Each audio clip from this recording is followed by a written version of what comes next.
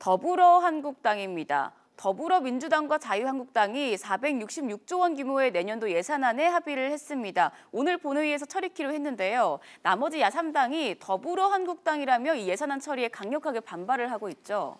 예, 더불어한국당이라는 것은 한국에 존재하지 않는 정당이에요. 전 세계적으로도 아마 저런 정당은 없을 겁니다. 그런데 지금 여의도 정가에서는 특히 야당을 중심으로 더불어한국당이라는 그런 비아냥 소리가 나옵니다. 민주당의 원래 공식 명칭이 더불어민주당이고 이 한국당이 자유한국당이니까 앞뒤를 따게 되면 더불어한국당이 되는 거죠. 이 더불어한국당이 어저께 두 당이 이 내년도 새해 예산을 표결 처리 합의를 했습니다. 그동안에 국회가 예산을 법정 시한이 12월 2일까지 지키지 못한다 해서 원성이 자자했는데요.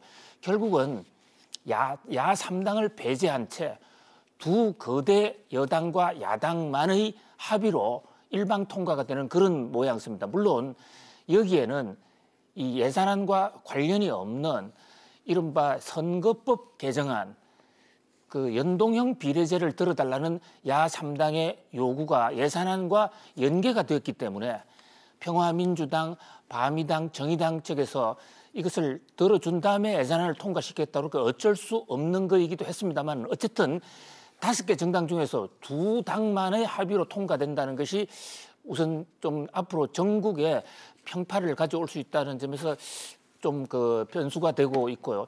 또 하나는 그 내용입니다. 가장 중요한 것은 예산안을 언제 통과했느냐보다도 또 어떤 방식으로 통과했냐보다 어떤 내용을 통과시켰냐 하는 것이 문제인데요. 일자리 예산 같은 데서는 5조 원을 감액하면서 국회의원 민원사업 같은 경우는 또 5조 원을 정액시켰어요. 그래서 그 총량면에서는 별 변동이 없는 그런 예산안입니다. 최근 들어서 정부 예산안을 사실상 그 원액 그대로 통과시켜주는 아주 희귀한 예산이 돼서 그만큼 민주당과 한국당이 서로 짬짬이를 했다라는 그런 그 비판을 면할 수가 없게 됐습니다. 더욱이 문제가 되니 유류세 4조 원 깎아주는 거라는 자금 공백. 결국 정부는 약속을 지키지 않고 그 대안을 내놓지 않았습니다. 그래서 그 부족한 예금은 채권을 발행하기로 했습니다. 국채를 발행한다는 얘기죠. 그렇게 되면 결국은 이 국채 발행 부담은 금융시장의 악재로 나와서 금리를 인상하게 하고 정권시장의 주가를 떨어뜨리는 요인이 되거든요. 이런 것을 경제학에서는 크라우딩 아웃 효과라고 그러는데요.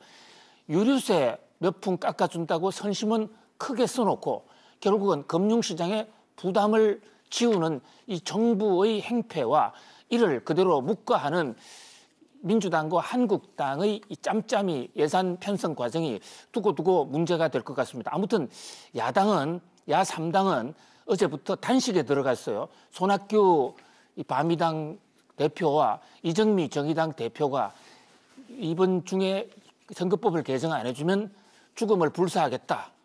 그리고 이번 이 예산안 합의는 기득권 동맹이다. 거대 두 정당의 동맹이다. 이렇게 지금 비난을 하고 있습니다. 아무튼 오늘 정기국회 마지막 날인데요. 민주당과 한국당의 합의대로 본회의에서 통과가 될 것인지 아니면 3당의 마지막 저지, 단식을 불사하는 마지막 저지로 또 다른 국면을 맞을 것인지 오늘 본회의가 무척 주목되는 순간입니다. 네, 오늘 본회의에서 예산안이 처리가 될지 주목해봐야겠습니다. 계속해서 세 번째 키워드로 가보시죠.